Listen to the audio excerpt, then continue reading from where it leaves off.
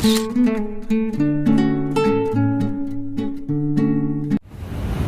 terima kasih Mas telah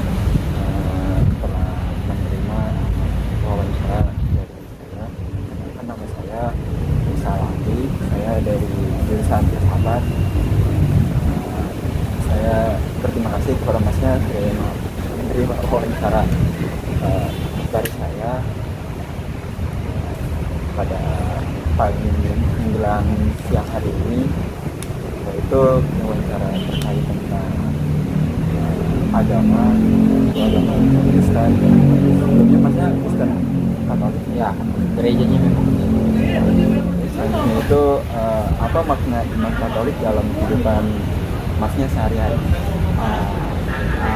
Jadi makna iman Katolik dalam kehidupan saya sehari-hari, pada dasarnya inti poin dari keimanan Katolik itu bagaimana kita berkorban atau menjadi bermakna bagi orang lain.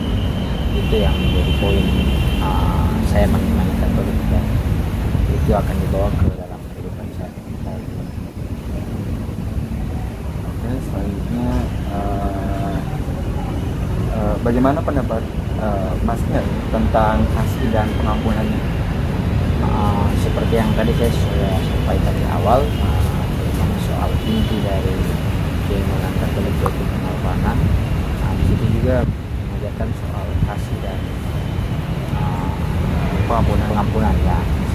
Karena memang banyak hal-hal yang terjadi di dalam kehidupan kita sehari-hari. Sebagai kemanusiaan kita juga itu pasti ada hal-hal yang pasti tidak bisa dimaafkan begitu saja ataupun tidak bisa diampuni begitu saja. Tapi di sini dalam gereja Katolik mengajarkan bahwa cinta yang paling tulus pasti yang tulus itu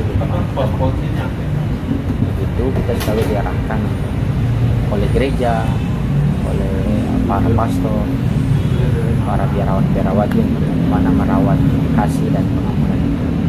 Karena kasih dan pengampunan itu tidak, kalau bagi saya secara pribadi, bukan diajarkan, mungkin bisa dirasakan dan dipraktikkan dalam kehidupan kita masing-masing.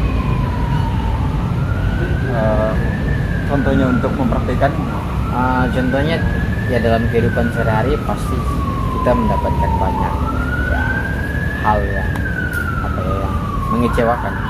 Mungkin ada teman yang kalau dalam kerjaan tidak sesuai target dan sebagainya. Ya memang secara profesional kita harus menegur dan beri satu dua konsekuensi yang harus diterima lah. Tapi kan bukan sekedar soal itu saja sebatas iman Katolik, tapi bagaimana kita membantu dia untuk bagaimana menyelesaikan persoalan ini, bagaimana agar tidak terulang lagi. Itu yang penting dalam soal kasih. Itu bukan soal dia salah, ya betul dia salah, tapi bagaimana untuk kesalahan itu tidak terulang lagi. Kita bantu. Sebaliknya pasti orang juga akan membantu kita jika kita berbuat sesuatu yang keliru atau salah. kalau misalnya perbedaan antara Katolik dan Kristen, Mohon maaf mungkin bukan tidak menjawab, tapi saya sebenarnya kan bukan ahli dan cuman kalau refleksi saya secara pribadi ya, ini bukan mewakili institusi atau apa, tapi perbedaan mencolok yang saya lihat juga itu Katolik bagaimana soal pengorbanan, dan makanya dalam setiap misa itu ada perayaan Ekaristi. Sedangkan teman-teman Protestan, mohon maaf kalau saya keliru atau apa, tapi ini pendapat secara pribadi saya, tapi mereka pada pewartaan, bagaimana mewartakan apa yang sudah disampaikan oleh Yesus Kristus sendiri untuk disebarkan seluas-luas. Itu sih poin yang saya tangkap dari pengalaman pribadi saya. Sekali lagi tidak mewakili institusi atau lembaga apapun. Jadi Masnya tahu tentang kayak Thomas Aquinas, tentang kayak ajaran misalnya menyatu dengan Tuhan. Ya, Thomas Aquinas kan secara umum dikenal sebagai filsuf, tapi kalau di Katolik sendiri kita mengenal dia sebagai orang kudus. orang kudus, yang orang yang kita hormati karena teladan hidupnya dan sebagainya. Makanya kan menurut Thomas Aquinas, bagaimana kita secara pribadi menyatukan diri dengan Tuhan, yaitu lewat bagaimana kita berinteraksi antar sesama kita dan manusia. Apa lanjut aja. Kalau saya kan salah satunya jurusan di filsafat, saya juga belajar tentang Aquinas, Agus gitu. Aquinas filsafat di kampus, Iya. maksudnya di kampus apa? Oh, sebenarnya saya di Syarif Hidayatullah Pulau Jakarta. Oh, sir. Saya banyak belajar tentang Aquinas, tentang gimana cara misalnya kita bersatu dengan Tuhan, melupakan gimana bersatunya itu kan. Kalau misalnya di Yesus kan dia gimana kita tuh sama gitu, bisa biar jadi kayak Yesus aja mau gitu, menjadi manusia gitu ya, menjadi yang orang rakyat bawah gitu.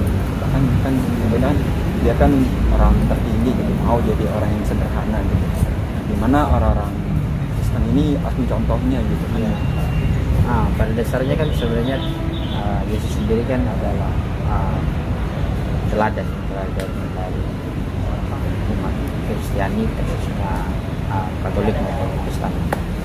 Tapi yang dimaksudkan dari Thomas Aquinas itu bagaimana kita menjalani cara hidupnya. Iya. Karena ya kita sebagai umat beragama ya percaya tidak mungkin kita mau sama dengan Tuhan, tapi bagaimana minimal kita sama dengan Dia dengan ada beberapa konteks yang yang saya secara pribadi tangkap itu, bagaimana dia Tuhan saja datang ke dunia, dia jadi pelayan. Gimana kalau kita sebagai manusia? Makanya dalam kehidupan sehari-hari tadi saya selalu menegaskan soal bagaimana hubungan kita dengan sesama itu udah mendekati bagaimana kita memperlakukan Tuhan seperti itu dalam tindak katanya.